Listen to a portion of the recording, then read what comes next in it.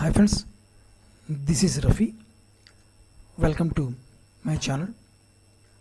ఈరోజు Nifty bank Nifty గురించి తెలుసుకుందాం ఫ్రెండ్స్. తెలుసుకునే ముందు సెబీ యొక్క గైడ్లైన్స్ అయితే చదవాలనుకుంటున్నాను. నేను సెబీ యొక్క అడ్వైజర్ అయితే కాదు ఫ్రెండ్స్. నేను ఏ విధమైన రికమెండేషన్ అయితే చేయడం లేదు. అది ఆప్షన్స్లో కావచ్చు, ఫ్యూచర్లో కావచ్చు, స్టాక్స్లో కూడా కావచ్చు. సో ఈ వీడియో మాత్రం ఓన్లీ ఎడ్యుకేషన్ పర్పస్ గురించి మాత్రమే నేను ఈ వీడియో చేయడం జరుగుతుంది. దయచేసి అర్థం చేసుకుంటారని ఆశిస్తున్నాను. సో బ్యాంక్ నిఫ్టీకి మనం చూసుకుంటే గత వారం నుంచి కూడా మీకు చెప్పడం జరిగింది. మార్కెట్ నేను టార్గెట్స్ అయితే ఇవ్వడం జరిగింది. నా టార్గెట్కి మార్కెట్ ఫుల్ఫిజ్గా న్యాయం చేసి మన టార్గెట్ ఫుల్ఫిజ్ ఎగ్జిట్ అయిపోయాం. టోటల్లీ ప్రాఫిట్ అయితే బుక్ చేయడం కూడా జరిగింది. అక్కడి నుంచి మార్కెట్ వచ్చిన వాల్యూమ్ బట్టి నేను డిసైడ్ అవుతాను. మార్కెట్ అప్ సైడ్ మూమెంట్ వెళ్తుందా, డౌన్ సైడ్ మూమెంట్ వెళ్తుందా అని కూడా చెప్పడం జరిగింది. అదేవిధంగా పార్లమెంట్ మనకి బడ్జెట్ సమావేశం కూడా కాబట్టి దాన్ని దృష్టిలో పెట్టుకొని కూడా మనం ఇన్వెస్ట్మెంట్ చేయాలని కూడా నేను ఆల్రెడీ మీకు మెన్షన్ చేయడం జరిగిందనమాట. అయితే నిఫ్టీ కావచ్చు, బ్యాంక్ నిఫ్టీ ఇండెక్స్ మనం చూసుకుంటే మాత్రం మన టోటల్ ప్రాఫిట్ అయితే మనకి బుక్ చేసి నిఫ్టీలో 22,000 అంటే 22,000 మార్కును టచ్ అవ్వాల్సిందని కూడా చెప్పడం జరిగింది.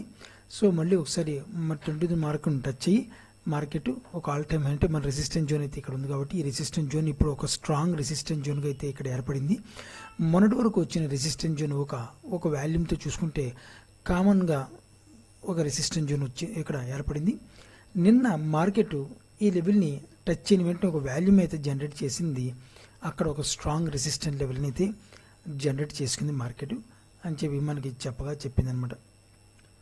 అంటే ఎంత పర్సంటేజ్ స్ట్రాంగ్నెస్ ఉందంటే నేను 68% అయితే మాత్రమే స్ట్రాంగ్నెస్ ఉందని చెప్పి నేను ఈ రెసిస్టెన్స్ జోన్ అయితే నేను డిసైడ్ అవుతున్నాను.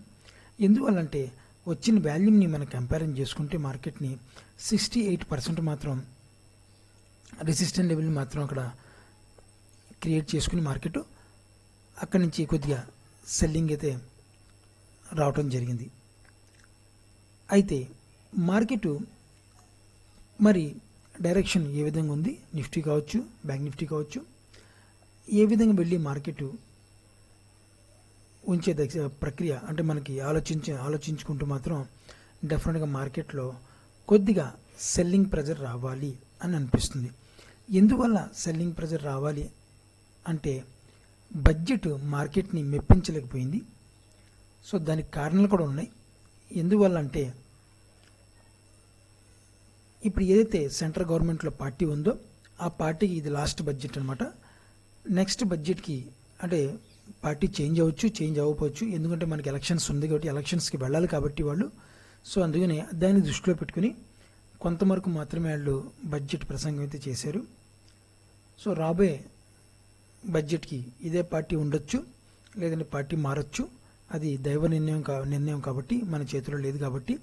సో ఇప్పటివరకు మనం మాట్లాడుకుంటే మాత్రం బడ్జెట్ ఫుల్ఫిజ్గా మన stock market Indian stock market మాత్రం మెప్పించలేకపోయిందని చెప్పి అనుకోవాలి. అయితే మార్కెట్లో మనకి ఫుల్ఫిజ్గా ఒక నిఫ్టీ మనం చూసుకుంటే మాత్రం ఫుల్ఫిజ్గా ఒక సపోర్ట్ లెవెల్ అయితే మార్కెట్లో ఉంది ఫ్రెండ్స్. సో ఈ లెవెల్ మాత్రం చూడండి, ఈ లెవెల్ దగ్గర నుంచి మార్కెట్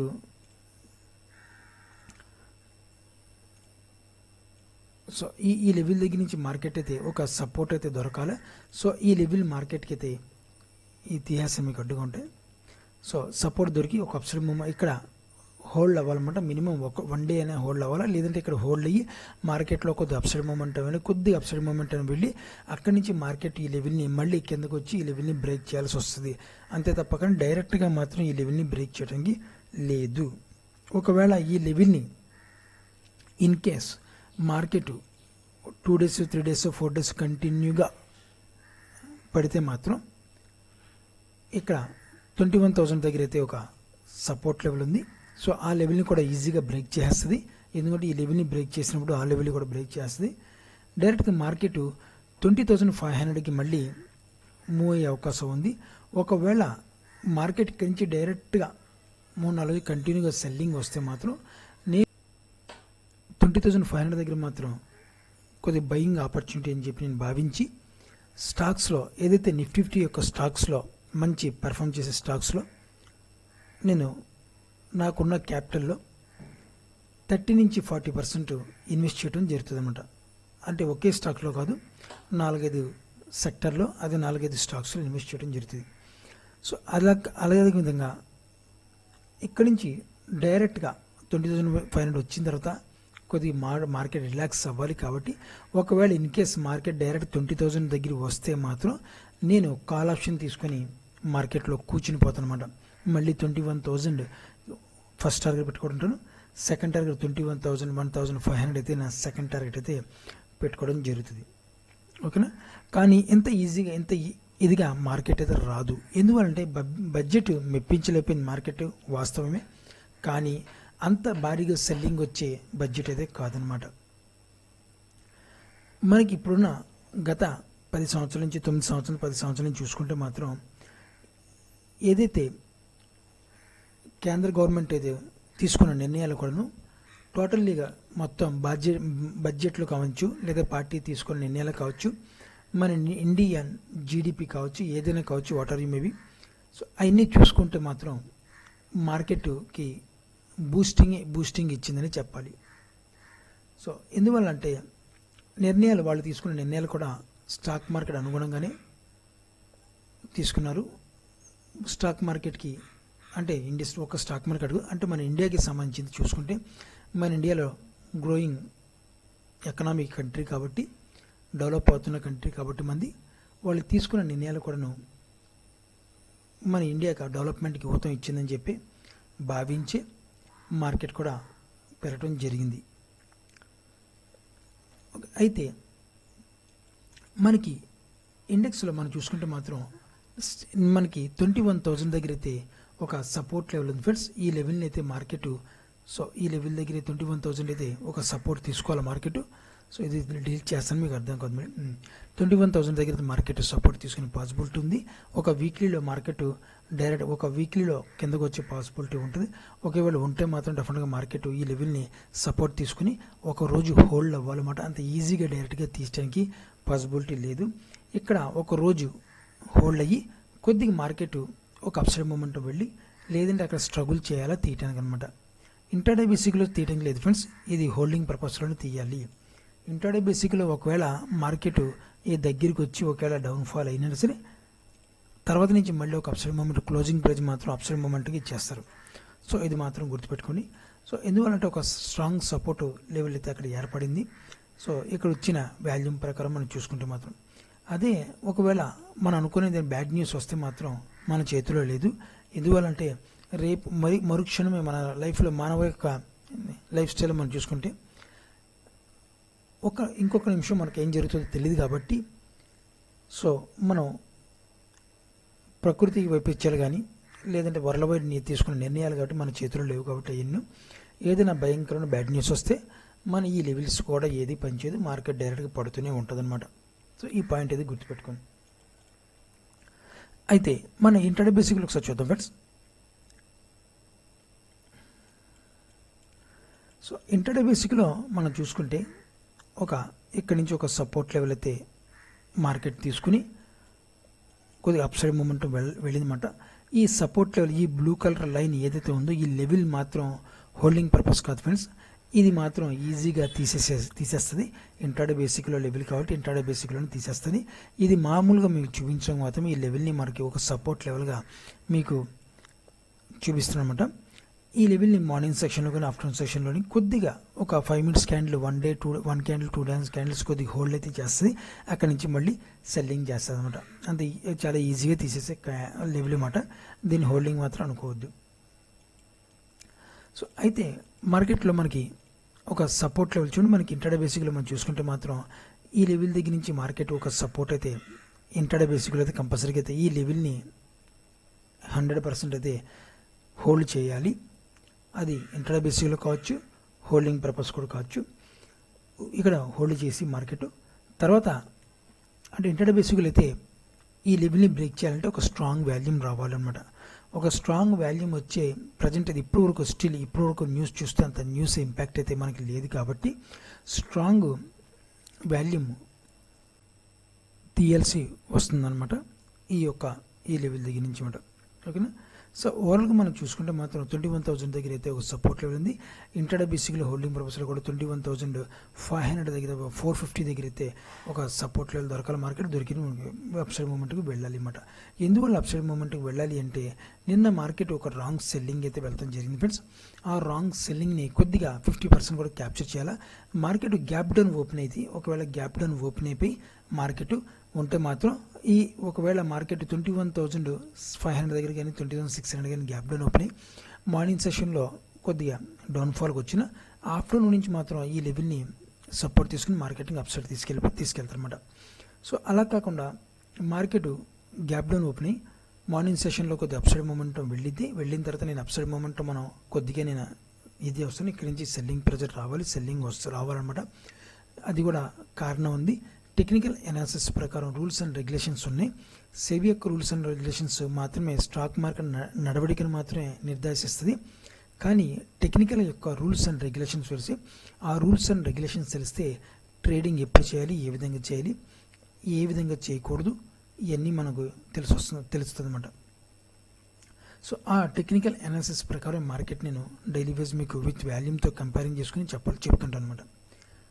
సో అయితే మార్నింగ్ సెషన్లో మాత్రం అప్సైడ్ మూమెంట్ తీసుకెళ్ళిపోయి అక్కడి నుంచి ఈవినింగ్ మాత్రం ఆఫ్టర్ నుంచి సెల్లింగ్ ప్రెజర్ వచ్చే అవకాశం ఉంటుంది అనమాట.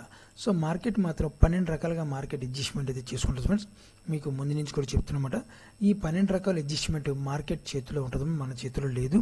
ఎందుకంటే మార్కెట్ చేతుల్లో అంటే పెద్ద పెద్ద ప్లేయర్స్ అయితే ఇన్వెస్ట్మెంట్ అంటే 100 కోట్లు 200 కోట్లు 500 కోట్లు 1000 కోట్లు ఎవరైతే డీమ్యాట్ అకౌంట్లో పెట్టుకుని ట్రేడ్ చేస్తుంటారో పెద్ద పెద్ద ప్లేయర్స్ వాళ్ళు చెప్పిన విధంగా వాళ్ళు అనుకునే విధంగానే మార్కెట్ ముందుకు వెళ్తుంది తప్ప మనం మాత్రం మనలాంటి ప్రేక్షకులు ఆర్డినరీ పర్సన్స్ మాత్రం జస్ట్ చూస్తూ వాళ్ళకి మూమెంట్ ఏ విధంగా ఉందో మనం వాళ్ళ వెనకాలే పోతే కొద్ది గొప్ప ప్రాఫిట్ అయితే తీసుకుంటూ ఉంటుంది. వాళ్ళు డైలీ ₹1,00,00,000 నుంచి 10 కోట్లు 20 కోట్లు కూడా 30 కోట్లు కూడా డైలీ ఇన్కమ్ జనరేట్ చేసుకుంటారు. సో మనలా కదా వాళ్ళది వ్యూ అనమాట. వాళ్ళది వ్యూ లాంగ్ టర్మ్ వ్యూ ఉంటుంది. వరల్డ్ వైడ్ న్యూస్ మీద ఇంపాక్ట్ ఉంటుంది. వాళ్ళ యొక్క వ్యూస్ వరల్డ్ మార్కెట్లో కూడా ఏ విధంగా ఇంపాక్ట్ ఉందో వాళ్ళు ఆ విధంగా వాళ్ళకి ఆ విధంగా పోతుంటారు అన్నమాట. సో అలాగని చెప్పి ఒక 1000 కోట్లు ఉందని చెప్పి ఇష్టాసారంగా బయింగ్ చేయడం లేదు ఫ్రెండ్స్. సో ఇదంతా చెప్పించింది ఏంటంటే మీకు టెక్నికల్ అనాలిసిస్ యొక్క రూల్స్ ఉంటాయి. ఎవరైనా సరే 1000 కోట్లు ఉన్న వ్యక్తి కానీ 100 కోట్లు ఉన్న వ్యక్తి కానీ 10,000 కోట్లు ఉన్న వ్యక్తి కానీ 1,00,000 కోట్లు ఉన్న వ్యక్తి కానీ టెక్నికల్ అనాలిసిస్ యొక్క రూల్స్ని ఫాలో అవుతూనే మార్కెట్లో ఇన్వెస్ట్ చేసుకోవాలి. లేని పక్షంలో మాత్రం అందరూ కలిసి ఆయన్ని మాత్రం తొక్కడం జరుగుతుంది, మార్కెట్ నుంచి ఎగ్జిట్ చేయడం జరుగుతుంది అన్నమాట. సో ఆ రకంగా అయితే మార్కెట్లో జరుగుతుంది. అయితే మనకి ఈ 2 లెవెల్స్ అయితే మనకి ఇప్పుడు రావడం జరిగింది ఫ్రెండ్స్. సో ఈ లెవెల్ దగ్గర మాత్రం కంపల్సరీ 21,450 దాని 21,500 దగ్గర మాత్రం మార్కెట్ ఇంటర్డే బేసిక్లో హోల్డింగ్ పర్పస్లో కూడా ఇక్కడ హోల్డ్ అయితే చేయాల్సిన అవసరం ఎంత ఉంది. అక్కడ తర్వాత మరుసటి రోజు నుంచి వచ్చిన కొద్దిగా గ్రీన్ క్యాండిల్ వేసుకుని తర్వాత మళ్ళీ సెల్లింగ్ ప్రెజర్ వచ్చాక కంటిన్యూ చేసుకున్న ఈ లెవెల్ని అప్పుడు మనకి ఈ లెవెల్ని కంప్లీట్గా చంపేసింది చెప్పి నేను ఎక్స్పెక్ట్ చేస్తాను. సో అప్పటి వరకు అయితే నేను ఈ లెవెల్ని అయితే మార్కెట్ హోల్డ్ చేస్తానని చెప్పి ఎక్స్పెక్ట్ చేస్తాను అనమాట.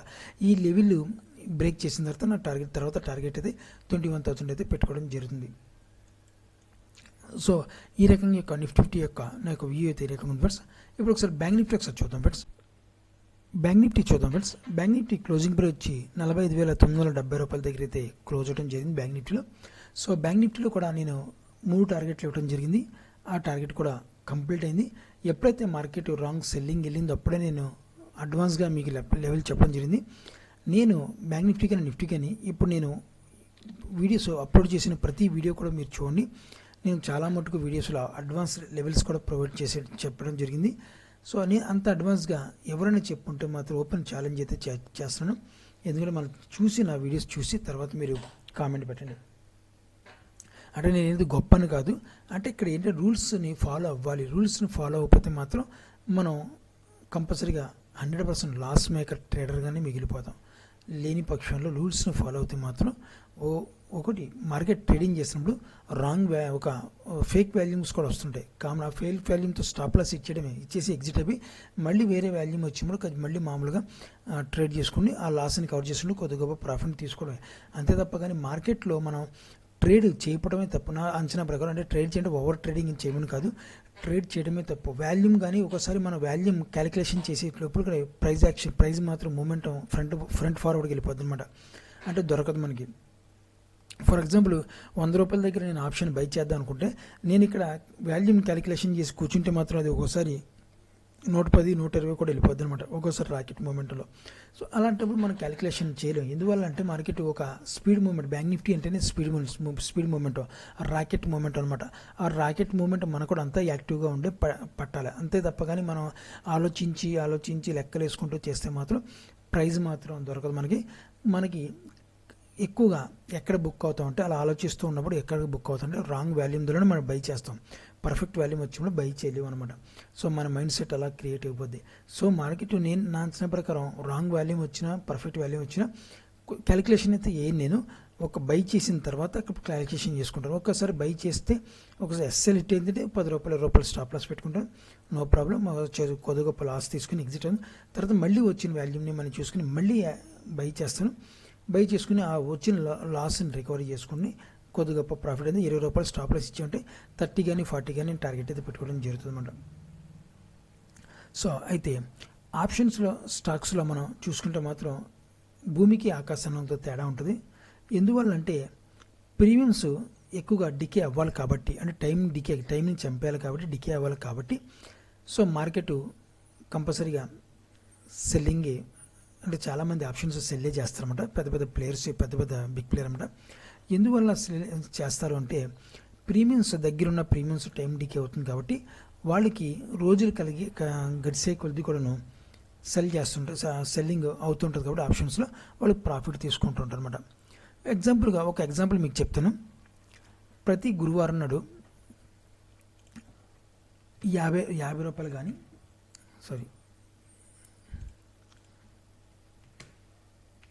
50 రూపాయలు కానీ 60 రూపాయలు కానీ ఉన్న ప్రీమియమ్స్ మనం ఇక్కడ మనకి 50 రూపాయలు కానీ 10 రూపాయలు కానీ 50 రూపాయలు కానీ 60 రూపాయలు కానీ ఉన్న ప్రీమియమ్స్ మనం 50 రూపీస్ కానీ 60 రూపీస్ కానీ ఉన్న ప్రీమియమ్స్ మాత్రం కంపల్సరీగా మనం గురువారం నాడు టైం చెప్తున్నాను. అంటే మనకి ఎక్స్పైరీ ఎంత అయింది ముందుగా, బుధవారం నాడు ఒక ఎక్స్పైరీ, గురువారం నాడు ఒక ఎక్స్పైరీ, శుక్రవారం నాడు ఒక ఎక్స్పైరీ ఉంటుంది. కాబట్టి ఏదైతే నిఫ్టీ 50 ఎక్స్పైరీ రోజు నిఫ్టీ 50, బ్యాంక్ నిఫ్టీ ఎక్స్పైరీ రోజు బ్యాంక్ నిఫ్టీ, సెన్సెక్స్ ఎక్స్పైరీ రోజు సెన్సెక్స్ మనం చూసుకోవాలన్నమాట. చూసుకొని ఫర్ ఎగ్జాంపుల్ బ్యాంక్ నిఫ్టీ తీసుకోండి. బ్యాంక్ నిఫ్టీ ఎక్స్పైరీ డే బుధవారం కాబట్టి బుధవారం నాడు మధ్యాహ్నం 12 దాటాక 50 రూపాయలు 60 రూపాయలు ఉన్న ప్రీమియము మీరు సెల్ చేస్తే మాత్రం ప్రాఫిట్లో అయితే వస్తారు. ఎందుకంటే 50 రూపాయలు 60 రూపాయలు 100 రూపాయల ప్రీమియం కూడా వస్తుంది, ఒక్కోసారి రాకుండా ఉండదు. అంటే మనకి ఇంకా అది ఎందుకంటే కొద్దిగా 50 రూపీస్ 60 రూపీస్ ప్రీమియమ్స్ ఎందుకంటే 99% దానికి ప్రాబిలిటీ ఉంటుంది జీరో అవటానికి అనమాట. ఒక్కోసారి మార్కెట్ రివర్స్ అవుతుంటుంది.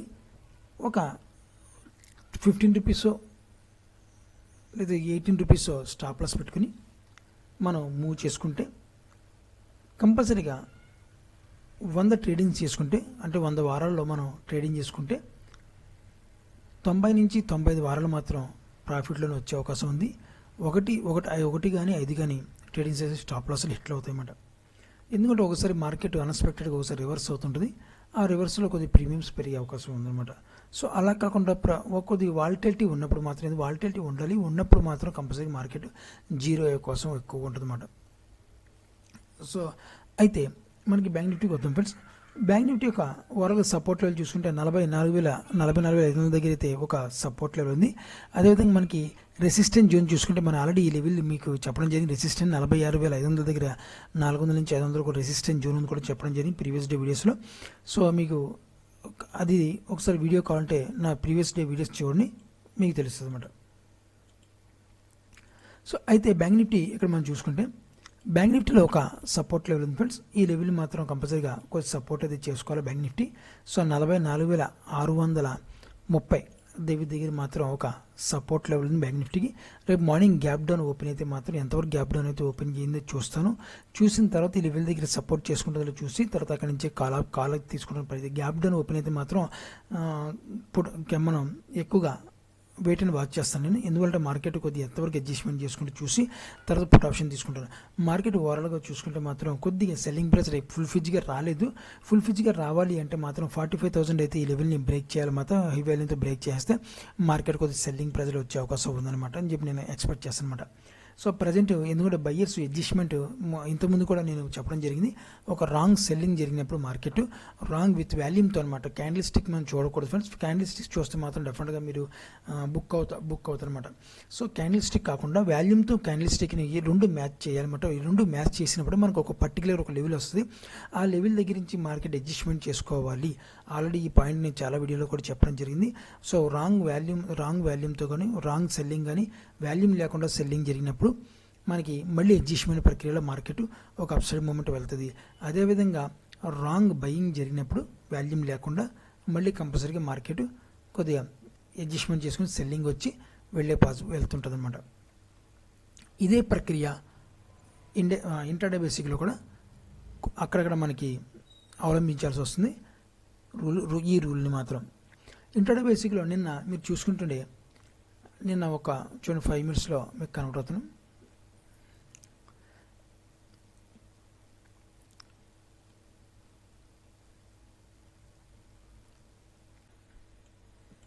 ఇందాక చెప్పినట్టుగానే మనకి మార్కెట్ చూడండి, నిన్న మార్కెట్ కొద్దిగా వాలటిలిటీతో ఉండే మార్కెట్ కొద్దిగా సెల్లింగ్ అయితే కొద్దిగా వాలటిలిటీ కాదు కొద్దిగా జరిగింది. మార్కెట్ సెల్లింగ్ జరిగిన వెంటనే వాల్యూమ్ లేకుండా మార్కెట్ ఇక్కడ నుంచి పైకి లేపేశారు. చూడండి ఇక్కడ ఈ లెవెల్ దగ్గర నుంచి ఏ విధమైన వాల్యూమ్స్ అయితే ఇక్కడ ఏమీ లేదు. సో ఇక్కడ మీకు కావాలితే వాల్యూమ్ చూడండి, ఇక్కడ ఏ విధమైన వాల్యూమ్ కూడా ఇక్కడ జనరేట్ అవ్వలేదన్నమాట. సో ఇక్కడ కింద చూసుకునే వాల్యూమ్ ఇక్కడ ఇది తీస్తానట్టుగా ఉంది. లేనప్పుడు మార్కెట్ వాల్యూమ్ కంపారిజన్ లేనప్పుడు మాత్రం వాల్యూమ్ యాడ్ చేసినప్పుడు మాత్రం అంటే రాంగ్ బయింగ్ అని చెప్పాల్సి వస్తుంది అనమాట. సో అయిపోయిన తర్వాత బజాన్ ఎవరైనా చెప్తారు, అయిపోయిన మార్కెట్ గురించి ఎవరైనా చెప్తారు, ఎలిమెంటరీ స్కూల్ పిల్లలు కూడా చెప్తారు అనమాట. నేను అడ్వాన్స్ పాయింట్స్లో కూడా కొన్ని వీడియోలు పోస్ట్ చేయడం జరిగింది. అడ్వాన్స్ లెవెల్స్ కూడా మీకు ప్రొవైడ్ చేయడం జరిగింది. మార్కెట్ దాని విధంగానే వెళ్ళటం కూడా జరిగింది. కాల్తా వీడియోలు చూసుకోండి. అంటే మీకు ఎగ్జాంపుల్గా చెప్తున్నమాట. ఒక రాంగ్ బయింగ్ వెళ్ళినప్పుడు మళ్ళీ మార్కెట్ కంపల్సరీగా సెల్లింగ్ ప్రెజర్ రావాలి. సో ఇందాక నిఫ్టీలో మనం లెవెల్స్ చేసినప్పుడు చూడండి, ఇక్కడ చూడండి మన లెవెల్ని ఒక ఏదైతే ఎల్లో లైన్ రెసిస్టెంట్ లెవెల్ దగ్గర అనుకోని ఇంతకుముందు ఎందుకుందో ఆ లెవెల్ దగ్గర మల్టిపుల్ టైం అంటే 5, 10, 15, 20, 25, 30, 35 అంటే 35 నిమిషాలు మార్కెట్ ఇక్కడే ఆగిందనమాట. సో 35 నిమిషాల మార్కెట్ మన లెవెల్ ఏ లెవెల్ అనుకున్నా ఈ లెవెల్ దగ్గరనే స్ట్రగుల్ చేసింది. సో అలాగ ఉండాలి మార్కెట్. మన లెవెల్స్ చేసామంటే ఆ లెవెల్ దగ్గర మార్కెట్ కంపల్సరీ స్ట్రగుల్ చేయాల్సిందే. అలా స్ట్రగుల్ చేస్తేనే మనకి ఆ లెవెల్ని మనం పర్టికులర్గా ఒక మంచి వాల్యూమ్ ఉన్న లెవెల్ అని చెప్పి మనం డిసైడ్ అవుతాం. లేదు పక్షంలో మార్కెట్ సడన్గా సెల్లింగ్ వస్తే అది మనకి వాల్యూమ్తో లేని రెసిస్టెంట్ లెవెల్ కానీ వాల్యూమ్తో లేని సపోర్ట్ లెవెల్గా మనం అభివర్ణించుకుంటాం అనమాట. అయితే మార్కెట్ మనకి అదేవిధంగా మనకి ఇక్కడి నుంచి ఇక్కడికి వచ్చింది అంటే మనకి పైన సెల్లింగ్ జరిగిందా, సెల్లింగ్ కూడా మీకు రాంగ్ సెల్లింగే జరిగింది మార్కెట్. కంపల్సరీగా దీన్ని కూడా కొద్దిగా 50 నుంచి 40% అడ్జస్ట్మెంట్ చేసుకోవాలి మార్కెట్. అది రానున్న రోజులు చేసుకుంటుందో, రేపు చేసుకుంటుందో, ఎల్లుండి చేసుకుంటుందో మార్కెట్ ఇష్టం. ఎందుకంటే మార్కెట్ 12 రకాలుగా అడ్జస్ట్మెంట్ చేసుకోవాలి. ఆల్రెడీ గతంలో కూడా మీకు చెప్పడం జరిగింది, ఇందాక కూడా మీకు చెప్పడం జరిగింది. ఆ 12 రకాల్లో ఇది ఒక రకం అనమాట. మార్కెట్ ఒకసారి గ్యాప్ అప్ ఓపెన్ అవుతుంది. గ్యాప్ అప్ ఓపెన్ అయిందంటే మాత్రం నేను ఆలోచించుకుంటే సెల్లింగే చేస్తాను ఫ్రెండ్స్. ఇది మాత్రం గుర్తుపెట్టుకోండి. ఎందుకంటే మార్కెట్లో అడ్జస్ట్మెంట్ రాంగ్ సెల్లింగ్ జరిగింది, అడ్జస్ట్మెంట్ ప్రక్రియలో గ్యాప్ అప్ ఓపెన్ అవుతుంది. గ్యాప్ అప్ ఓపెన్ అయినప్పుడు డెఫినెట్గా మార్కెట్ నుంచి మళ్ళీ సెల్లింగ్ ప్రెజర్ వచ్చే అవకాశం ఉంది. మార్నింగ్ సెషన్లోనే మంచి సెల్లింగ్ వస్తే మాత్రం అవకాశం వస్తే మాత్రం కొద్దిగా గొప్ప ప్రాఫిట్ లేదంటే చిన్న కొద్దిగా లాస్ అయితే తీసుకుని ఎగ్జిట్ అయిపోతుంది అనమాట. సో అదేవిధంగా మార్కెట్కి మనకి సపోర్ట్ లెవెల్ అయితే ఏదైతే ఉండదో నేను చెప్పడం జరిగింది 45,630 దగ్గర అయితే ఒక సపోర్ట్ లెవెల్ ఉంది. మార్కెట్ గ్యాప్ అప్ ఓపెన్ వస్తే మాత్రం మళ్ళీ లెవెల్ దగ్గర మార్కెట్ 650 అనుకోని 45,650 అనుకోని ఆ లెవెల్ దగ్గర మాత్రం కొద్దిగా సపోర్ట్ అయితే చేసుకోవాలి. మార్కెట్ సపోర్ట్ చేసుకుని ఇక్కడైతే ఏ విధంగా అరగంట స్ట్రగుల్ చేస్తుందో అలా కొద్దిగా స్ట్రగుల్ చేసి తీసేసిన ఓకే. అంతేగాని మార్కెట్ సోమవారం కొద్దిగా వాలటిలిటీ ఉంటుంది. ఎందువల్లంటే మార్కెట్ ఒక రాంగ్ సెల్లింగ్ వెళ్ళింది కాబట్టి దాని ఇంపాక్ట్ వాలటిలిటీతో అడ్జస్ట్మెంట్ చేసుకుంటుంది మార్కెట్. సో చూసి జాగ్రత్తగా ట్రేడ్ చేయండి. ఈ విధంగా బ్యాంక్ నిఫ్టీ యొక్క సపోర్ట్ అండ్ రెసిస్టెంట్ లెవెల్స్ అయితే ఈ రకంగా ఉన్నాయి ఫ్రెండ్స్. సో మీరు కూడా ఆప్షన్లో ట్రేడ్ చేసేవాళ్ళు ఉంటే జాగ్రత్తగా ట్రేడ్ చేస్తానని ఆశిస్తున్నాను. నా వీడియో వాచ్ చేసిన thank you friends. Thank you very much.